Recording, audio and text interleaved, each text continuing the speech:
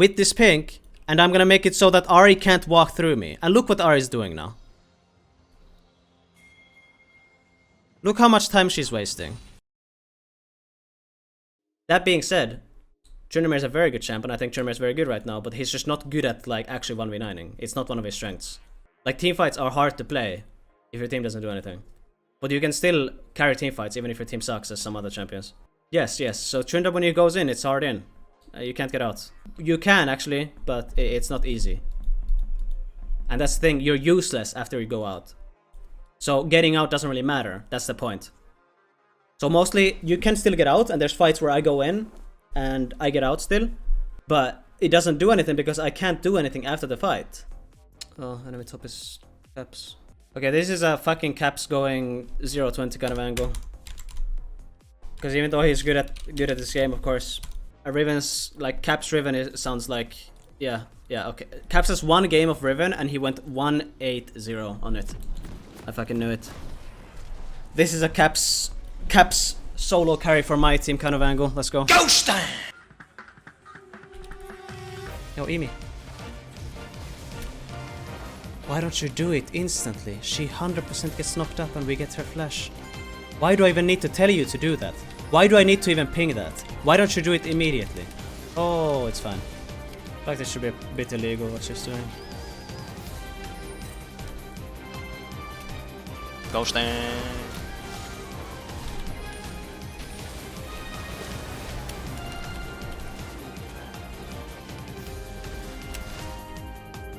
He's very big.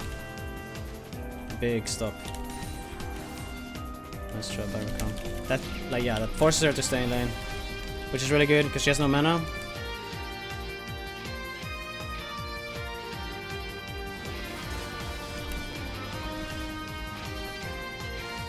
What is wrong with my fucking top laner?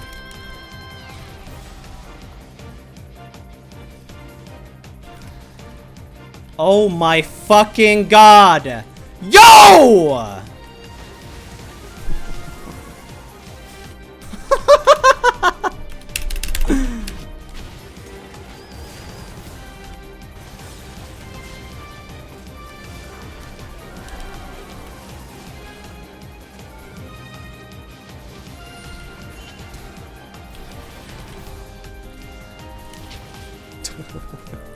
Listen, you're so fucking bad. Why don't you kick me earlier? I wanted to be able to kill her. Oh, you fucking dumbass. Thank you, Listen. Thank you, brother. There's no way he doesn't have it up, by the way. Because he didn't have it up here when Rumble dove him either.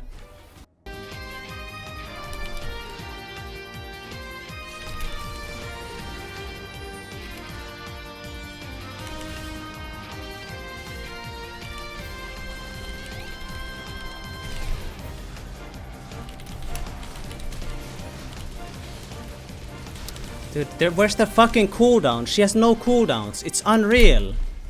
She has no cooldowns. How much haste is this? 20? 30? 50? 60? To be honest, I hadn't based. I had a lot of gold. Anyways, I had so much gold.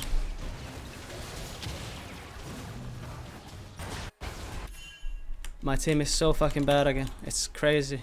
Crazy stuff. Oh my god, I wish we did this every single game. I wish we just completely played around me every single fucking game. How many more games would I win? It's not even funny.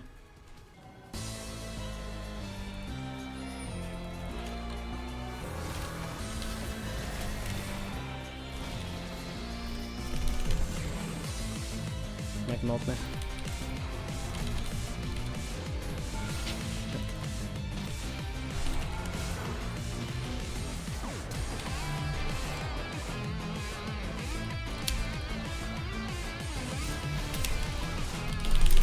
I'm into.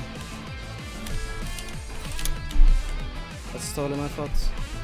That actually makes the game so much harder. All they need to do is just wait for me though. Actually, it's not even that bad as long as they wait. If they just don't fight right now, no need. Just wait. Sorry, it's my bad. It's my bad.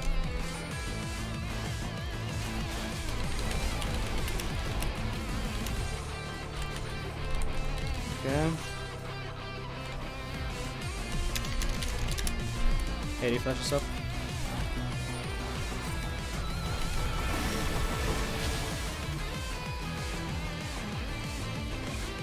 Ghost time!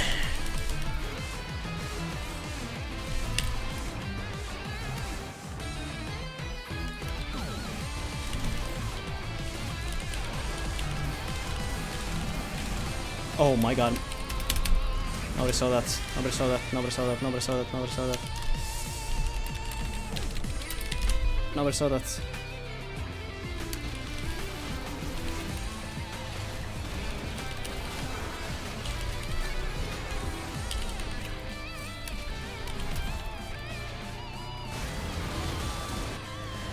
I just don't really know why.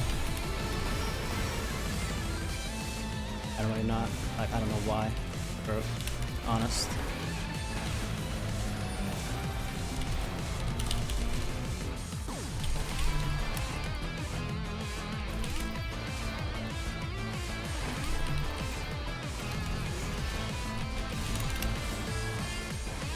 You did not auto it. Bro, one auto, you're a range champ. I'm a melee champ, I need to get the fuck out during that E, but you can auto it one more time. I guess not. That's not my fault.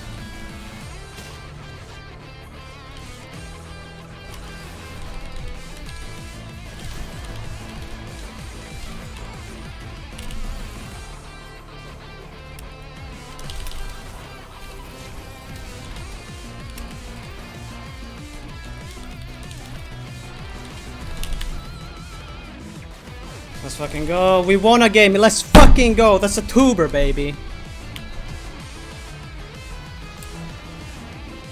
Tryndamere is so good. It's fucking busted. It is a bit busted, guys. Tryndamere is a bit busted. What would have changed if you were top? Explain, please. Not necessarily anything. Because I could stomp top as well. It's just that laning mid is super easy if you were watching this game. Laning mid is really good and I can actually move because I can just fucking face tank the Ahri and move on side lanes. And I go to roam off on top lane. I can dive sides with ult really easily. I have perma sustain, enemies can't bully me out of lane. I scale pretty well. There are some mages that will like outscale you, but especially if it's a bad comp, they will outscale you. And you have like... You don't have a CC. And you need to go in order to do stuff. If you play against something like fucking Victor or whatever, and you don't get to kill him in lane, he's gonna outscale you. It depends a lot on what champs are on the enemy team, but that's the same thing he has in top lane as well. Like, it's about the entire comp, it's not about who you lane against.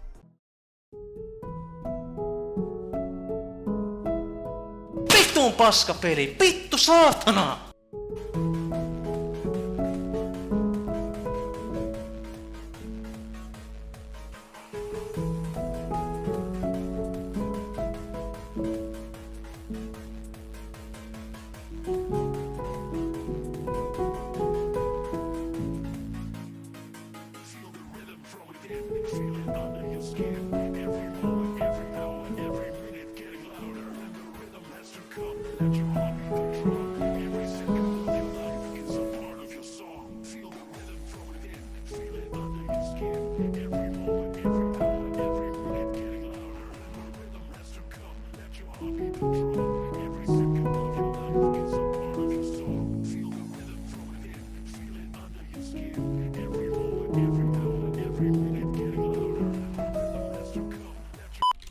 I'm gonna show like a bit of mid gameplay. So I got Challenger, my mid account is Challenger now. So I'm gonna review a bit of gameplay and I'll show like how to... Like I thought mid would be more difficult, but it's actually like, okay, I'm playing the same champ, I'm playing top lane, but like moving around the map is really not that hard because I think I'm just overall good at the game. So like I have good game sense and you get to use more of that. So how you play mid in general, it's really simple because it's very fucking easy. This is supposed to be like a difficult matchup or a matchup that is hard to kill. So that how mid works is there's gonna be a lot of matchups that are hard to get solo kills against, but that's not what you play for. Of course you're gonna, well, I don't want to say that's not what you play for because that's a bad thing to say, because you're supposed to play for anything you can get. And if a solo kill presents itself, you play for that solo kill and you go for the solo kill. So what you play for is you play for trades, you play to drain their mana, win in CS, and win in priority. So that's what you play for. They don't need to die in order for you to like decimate enemy mid lane. They don't need to die for that. How laning just works is this. This over and over and over again, what I just did. So you repeat this trade over and over and over again. It's really easy to do, and that you just need to repeat that. Over and over and over again. It's really, really fucking simple. Alright, peace, J-Rod. So you do that over and over, and it will stick. I got 1 pot already, and I don't need to use a pot. I'm regening. When you trade aggressively like that, you can't do it like all the time. So you want to do it a lot, but if you keep doing it all the time, it means that you're gonna fuck up the wave positioning. So if the wave is on their side like this, it becomes more and more difficult to do it. So if you do it, you want to do it like I did. It's fine to do that because you can take away a pot dose. But now you need to just wait for them to push it back, so it can come into a more favorable spot. Like here, I'm really chilling right now. You can see that I'm not going for any trades because it's bad. So you want to play in a way that it bounces back. If you ever push too far, you want to make sure that it bounces back like this. And then you want to start thinning it out, just like this. So you want to start thinning it out, and they can't stop you because they don't deal damage. They're cooldown based and they're resource based. So they can't stop you from thinning it out. They can't because they're a shitty mage like Ari. So you just want to hit the wave like this. They can't do anything. You can even fucking E into the wave if you want to. Get hit by a charm, who cares? I don't care. Get hit by everything, it doesn't matter. It really doesn't matter. So here she's 14, CS 15, 16, 17. If I hit these minions, I'm gonna be up in CS. And again, now she's in a bad spot. If I wanted to, I could go for some heavy trades here. And now she's also in a really bad spot to get ganked. So it doesn't even matter what happens here. I think this was a slight... this is like a slightly too much. So this is not ideal, this situation. So what I'd want to do is I want the wave to be a bit smaller. I think this is too big for even Tryndamere mid to handle. So I think I misplayed it a bit here. So this is like what you want, but not to this extent. If there was a few less minions and you could hold it here, and you could just thin it out, it would be really good. But this actually didn't go exactly as I planned. But the same idea holds, that you want to do aggressive trading, make it crash, it bounces, you thin it out, and then you can just tank their abilities if you want, because it doesn't matter. If you take damage, you're just going to regen it back. And then you're just going to try to hold it here, or try to keep doing trades when it is in a good spot. But I let it become too big like this. But also, that's another good thing, is like when waves crash this hard, it lets you get so much fury. And again, you just spam Q, you get so much fury from the last hits, and you get the spam Q, and that's where we're in a fine spot. And as you can see, the wave went badly for me, or it could have went better, and I'm still a CS up.